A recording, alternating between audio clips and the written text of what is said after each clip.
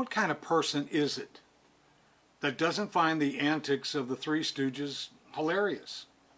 I mean, yeah, sure, slapstick comedy is fairly lowbrow, and some have even been given to say it's mindless drivel.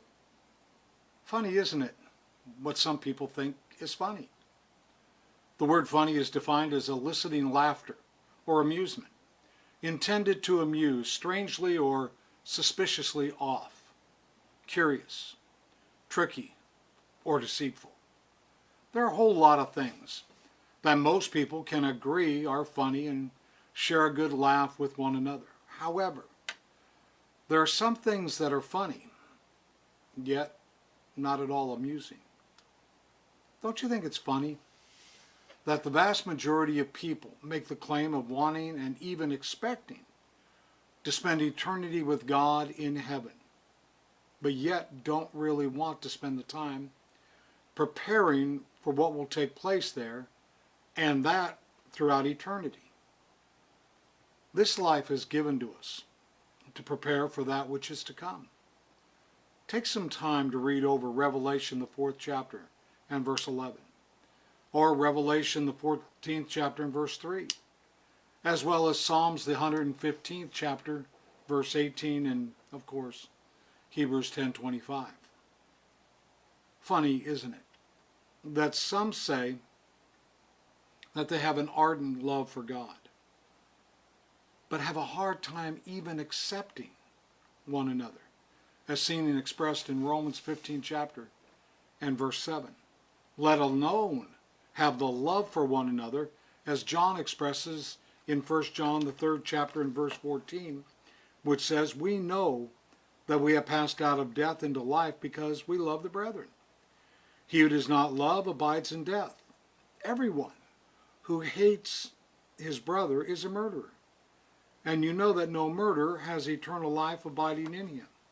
Now, if you turn over one more chapter, into the 4th chapter, and look at verse 20. If someone says, I love God, and hates his brother. Now, the word hate there is not necessarily that which is contemptible dislike, but it simply means love less. If anyone hates his brother, he's a liar. For the one who does not love his brother, whom he has seen, cannot love God whom he has not seen. And this commandment we have from him, that the one who loves God should love his brother also. Well, Paul, back in the book of Romans, 12th chapter and verse 10, talks about be devoted to one another in brotherly love. Now, that word devoted has some related words that are tied in with it, like caring, cordial, warm-hearted, forgiving, kind, to name a few. It kind of puts a different spin on what it means to be devoted to one another in brotherly love. It sure is funny as well how spending a couple hours in Bible study and worship on the Lord's Day seems so long to some people, but yet sitting hours on end while fishing, hunting, traveling, or maybe even binge watching a television series doesn't seem that long. Paul writes in Ephesians, the 5th chapter, verse 15 beginning, therefore be careful how you walk, not as unwise men, but wise, making the most of your time because the days are evil. It's kind of funny, isn't it? And it is also funny how it's possible to whip through 100 pages in a novel. I've got a few novels sitting on my desk here that I just got, and I'm kind of looking forward to this one. The Iceman Kills. Now, it's written by a member of the church, Steve Smith, who is the father of one of the members where I preach, and I'm looking forward to it. But to whip through 100 pages is not that laborious. It's not that tedious for a lot of people. But it is funny how some people find it so laborious to read through a chapter in the Bible. Likewise, isn't it funny how some people put so much stock in what is read in a magazine, or even more so, on the internet, or to a lesser degree in a newspaper, yet then question the truth found in the Scriptures. Jesus said, sanctify them in truth, thy word is truth, in John 17:17. And again, isn't it funny how many are willing to pay extra to get a prime seat at a concert, or pay extra for a sporting event to sit right down front, but yet scramble for the back pews at the church building? Now also there are those that when there's a concert in the park and it starts at 5 o'clock, let's say, then they know, first come, first served seating. And they'll get there early in order to get the best premium seat. But yet in the church building, scurrying for that back row.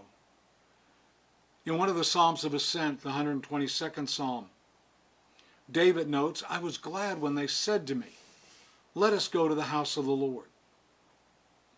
So where do you think he tried to find a seat at when he went that day? Or any day? I was glad when they said to me. Isn't it funny how many hear a great story or joke and find it no trouble whatsoever in sharing it with others, and may even go so far as to write it up online, share it online, so that, it'll go viral. And I realize that word's kind of anathema right now with all that we're going through. But that it can spread across the internet and it'll catch fire. But when it comes to sharing the message of the gospel of Jesus Christ, most think not only twice, but 3, 4, 5 times before deciding, no, I better not share it at all. So many things are funny, but not funny. And it is really funny how large an amount $100 seems to some when it comes to placing it in the collection basket as it is passed during worship service. Yet how small it seems during a trip to the mall. Take some time to look over 1 Corinthians, the 16th chapter, verses 1 and 2, as well as the second letter to the Corinthians, the 9th chapter, and verses 6 through 7. Funny, but not funny. So, okay, I agree with you. You probably didn't find these things very funny at all. They weren't presented to bring tears of laughter whatsoever. But perhaps the attitude expressed by David in the 119th Psalm, verse 136, is more in tune. My eyes shed streams of water because they do not keep thy law. Ideally, as we become aware of where we may have perhaps come up short or been inconsistent in spiritual matters, we need to take note and make the necessary adjustments, because it's not very funny at all, is it?